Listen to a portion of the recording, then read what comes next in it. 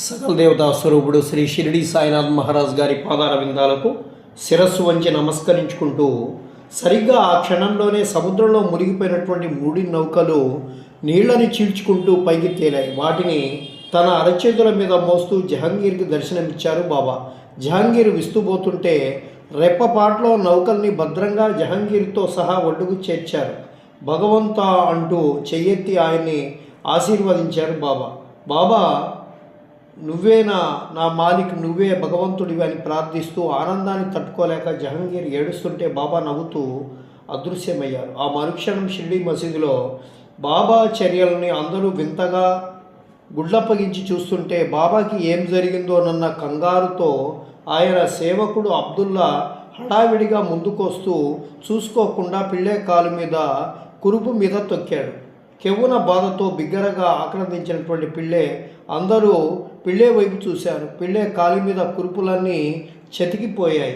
కెవ్వున బాధతో బిగ్గరగా ఆక్రందించాడు పిల్లే. అందరూ పిల్లే వైపు చూశారు. పిల్లే కాలి మీద కురుపులన్నీ చితికిపోతూ ఒక్కొక్కటి వెళ్ళిపోవడం చూశారు. ఆ బాధ భరించలేక అతడు బిగ్గరగా ఏడుస్తుంటే అందరూ జాలిగా అతన్ని చూడసాగారు. క్రమంగా ఏడుపు మాని బాధ తగ్గి ఉపనసితో నవ్వసాగాడు పిల్లే. కురుపులు చితికిపోయి వాటిలోని పురుగులు బయటపడి ఉపశమనం కలిగినటువంటి బాధ తగ్గినందున పిల్లై సంతోషంగా బాబా బాబా నా బాధ తగ్గిపోయింది, నువ్వే నన్ను కాపాడావు, నువ్వే నా భగవంతుడివి అని చెప్పి అంటాడు ఆనందంతో. బాబా ఎటో చూస్తూ అక్కడెక్కడో వేల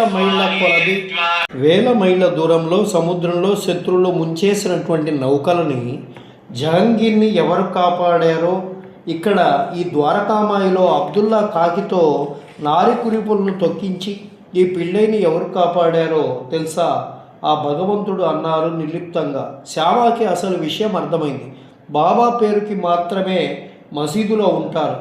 ఇక్కడ ఉంటూనే వేల మైళ్ళ దూరంలో ఉన్నటువంటి భక్తుల్ని కాపాడగల సమర్థులు బాబా అక్కడ ఇక్కడ ఏకకాలంలో దర్శనమిచ్చి ఆశీర్వదించగలిగినటువంటి భగవంతుడే షిరిడి సాయినాథుడుగా చెప్పగలిగారు. బాబా నీ లీలల్ని గ్రహించడం, వర్ణించడం భగవంతుడికి గురించి తెలుసుకోవడమే కానీ నిజంగా చూస్తున్నామని భావోద్వేగానికి గురయ్యాడు.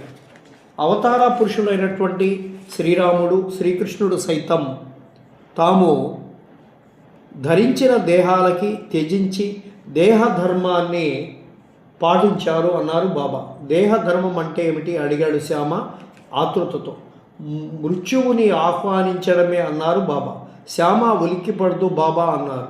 బాబా నవ్వి శ్యామ, దేహానికి బాల్య, యవ్వన, కౌమార, వార్ధక్యం అనే 4 దశలు ఉంటాయి. ఈ 4 దశలను అనుభవించిన తదుపరి నశించడమే దేహం యొక్క ధర్మం. అయితే పూర్వజన్మలో చేసిన కర్మఫలాన్ని బట్టి ప్రస్తుత జన్మలోని దేహాన్ని ఆశ్రయించిన జీవి ఆ ప్రారబ్ధ కర్మానుసారం 4 దేహ దశలను అనుభవించకుండానే ముందుగానే అంటే బాల్య దశలోనో యవ్వన దశలోనో దేహాన్ని విడిచిపెడుతున్నారు. అనంతరం ఆ దేహం నశించిపోతుంది. అదే దేహ ధర్మం. దేహాన్ని ధరించిన జీవి ఆచరించే కర్మల ఫలితమే ప్రారబ్ధ కర్మ. పరమాత్ముడైనా సరే దేహాన్ని గనుక ధరిస్తే దేహ ధర్మాన్ని పాటించాలి. కనుకనే రాముడు, కృష్ణుడు దేహ ధర్మాన్ని పాటిస్తూ నిర్యాణం చెందారు. అంటే అవసాన దశ ప్రతి వారికి తప్పదు. కనుక ఎవరైనా సరే మృత్యువుని ఆహ్వానించడానికి సిద్ధంగా ఉండాలి. ఎంతటి వారికైనా మృత్యువు అనివార్యం. ఒకరు ముందు, ఒకరు వెనుక, ఏదైనా నేనైనా నువ్వైనా పోక తప్పదు అని చెప్పారు నిర్లిప్తంగా. బాబా అరిచాడు శ్యామ భయంగా. బాబా వైపు ఆవేదనగా చూస్తూ నీకు మృత్యువా, మృత్యువుని సైతం ఆజ్ఞాపించగలిగినటువంటి నీకు మృత్యువా, మరణించిన వారికి సైతం ప్రాణభిక్ష ప్రసాదించిన నీవుకు మృత్యువా అరిచాడు బాధగా. తప్పు శ్యామ, దేహానికి నాశం తప్పదు, దేహికి మృత్యువు అనివార్యం, నేను దేహేనే అన్నారు బాబా నిట్టూర్పు విరుస్తూ.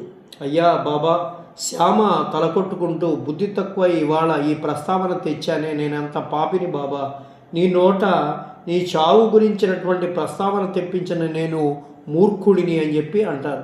నా పాపానికి నివృత్తి లేదు బాబా, నిష్కృతి లేదు అంటూ బిగ్గరగా రోధించసాగాడు శ్యామ. ఎందుకలా ఏడుస్తావు? ఏడిస్తే మృత్యువు ఆగుతుందా? చెప్పాను కదా, దేహం ధరించాక కర్మ చేయక తప్పదు. ఆ ప్రారబ్ధ కర్మ ఫలాన్ని అనుభవించక తప్పదు. ఎవరెంత ఏడ్చి మొత్తుకున్నా కర్మఫలం తీరగానే అంటున్నారు.